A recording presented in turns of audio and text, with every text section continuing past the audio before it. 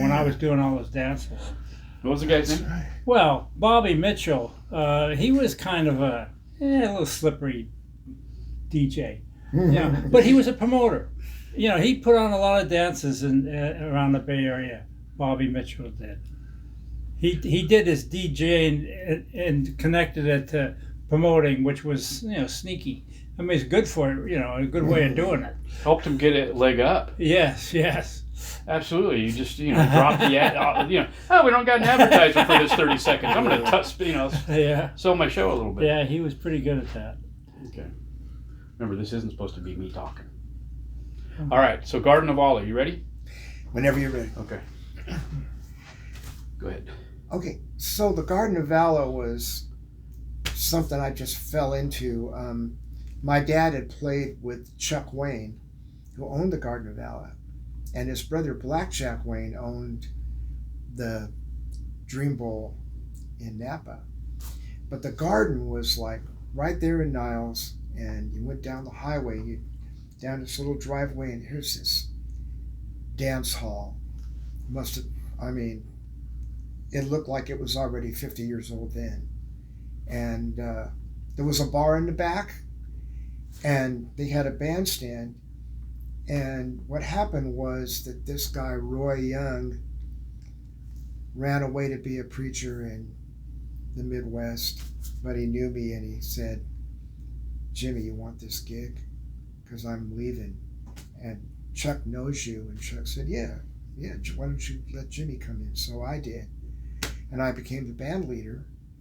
It was really tough because all the rest of the guys in that house band were older than me. And Chuck used to say, "Knock their heads together if they're late coming back from those breaks." Which I was going to do that. So I just go up and play guitar early before the break was over and they'd come up, right? But that's when I started playing on the bill with Chuck had people like Johnny Cash and Jerry Lee Lewis and you name it, he had them there. And I think even Carl Perkins. And so what happened was Tom Donahue had the record hop on Friday night, and Saturday night the garden was country western. Unless they had somebody like Johnny Cash in town. And he'd stay on the property, just like Jerry Lee did. And they would do both nights. But Friday night, I kind of had the free reign and everything, but I just did what Tom Donahue said. He did the announcement. There was a raffle. And then there would be a local famous person like maybe Dick and Dee Dee or something, or Bobby Freeman, But then he'd have out-of-towners like the guy that played or sang Mission Bell, And I'll never forget that he was up in the loft and everything, and they said he's paranoid about coming down. His name was Donnie Brooks. And he was afraid because the record had all these group singers in the background and everything. It was a typical top 40 thing. So I went up and talked to him. I said, "Man, come on down and just do some rock and roll live, okay?" We worked out, and I rehearsed the tune with him upstairs, and we went down. And everything was fine. But two things about the garden blew my mind. One was I went in the back where the bar is, and Chuck said, "I'm not supposed to be in here, Jimmy, right?" I said, "No, I ought to ask you a question, Chuck, that's all." And I looked, and it was Gene Vincent behind the bar, bartending. And I said, "Is that Gene Vincent?" And Chuck said, "Yeah, and he's drinking me out of house at home here." Because he knew Chuck, and he was back there just pouring him for the people and himself, right? So Gene got up and sat in with the band, and I didn't know he had a brace on his leg because he'd been in an accident with Eddie Cochran, and he'd gotten crippled in England, and Eddie Cochran didn't make it, but he did. So after that, I noticed that. But the biggest letdown was we were going to play with Johnny Burnett. He was from Memphis area. He was out here doing the circuit. We're all excited, dreaming. You're 16, so we're learning those tunes and everything. And then Chuck called us aside. He says, "It doesn't look like that's going to happen with Johnny." I said, "Why?" He said because while he was out here, he was up at Clear Lake and he drowned. Oh. And it was just such a letdown. But it was, people like that didn't die. You know what I mean? Like that. So that's one thing that was great about the garden. So, it was, I'd be on the bill with people. And of course, what I mean on the bill is you might play at 5 o'clock in the afternoon and then they'll bring Johnny Cash in at 7:30. Right. You know what I mean? And there might be another group on there, just like Bill's stuff, but you're still on the bill with these people. With Dwayne Eddy, I was the only other band on the bill. But so I got to do the TV show. Every Saturday, Chuck had the Black Jack Wayne show on Channel 2. So I got to do the TV show. And I was going to high school. I'm on TV every Saturday. So it was great publicizing the garden gig, what's going on there, Tom Donahue and everything. But they just had me go out and just sing, and they go, Jimmy's going to be there, and who else is going to be there with you, Jimmy? And then I'd say whoever it was going to be, and yeah, Tom Donahue's going to be there. We're going to have a real good time.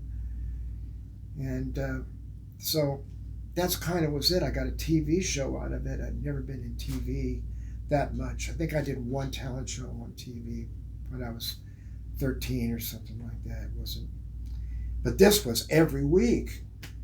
And across the set was the Cotton C. Clarke Show, another country guy.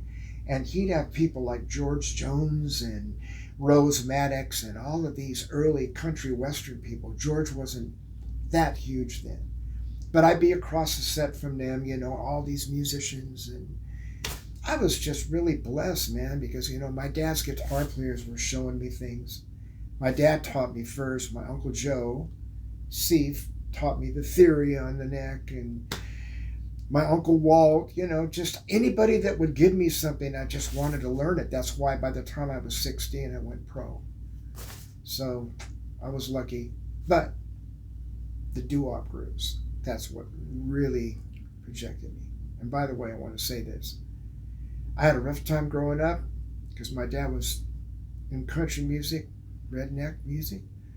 I learned how to play it to keep him happy, but black music was what inspired me the most. I like the guitar playing, I like some country artists, but if it wasn't for black culture, I wouldn't have gotten anywhere. That's where the music came from. You got bit by the R&B bug, didn't you? Well, that was the drug of choice, man. In Hayward, that was. I remember. That was the check this out. Do you remember the first time I was with Benny, and What I Say came on the radio, and I was going to high school, and Benny pulled over into this parking lot in Hayward, right on A Street, and stopped, and we listened to that, and we never heard anything like it in our lives, and it was like, God, yeah. What was that?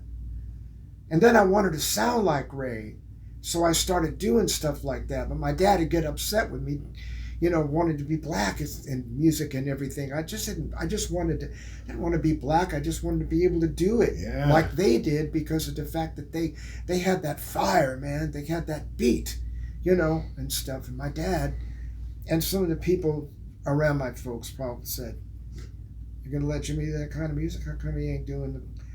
But I learned all the country stuff from my dad, and I learned the jazz stuff and everything. He grew up with it, but I used to sneak off to go to the doo-wop rehearsals. I didn't tell my dad where I was going, man. I said, I'm going down to hang out with with my black friends, man, because they were the ones that were exciting, right? Let's face it, man. So when Isley Brothers Shout came out, you must have lost your mind. What? Isley Brothers Shout? Oh, can I tell you about that? Yeah. We were on the bill with Joe Simon, and that was his main show song. Oh. And he was out there doing it for maybe 20 minutes, and he's a little bit softer now. He'd go down, and with the band it'd have to be this song, and he would build it up and build it up and build it up, and that was his main thing. And it was the most amazing, because I never saw the Isley Brothers. I don't think anybody performed it like Joe Simon. He had Drowning in the Sea of Love, Syndicate Records when I was in the Army. But man, what a show. And his managers were this elderly couple, And they probably turned loose of him, but he was just amazing. He hit these high notes, the high falsetto, all the stuff you saw people later on do, like Joe Simon was doing that. He was like, for me, man, that was just being on the bill, being in the dressing room, and just witnessing that education I got. Let me tell you, man, I got an education because I just always was tuned into it going, whoa, whoa, whoa. Yeah.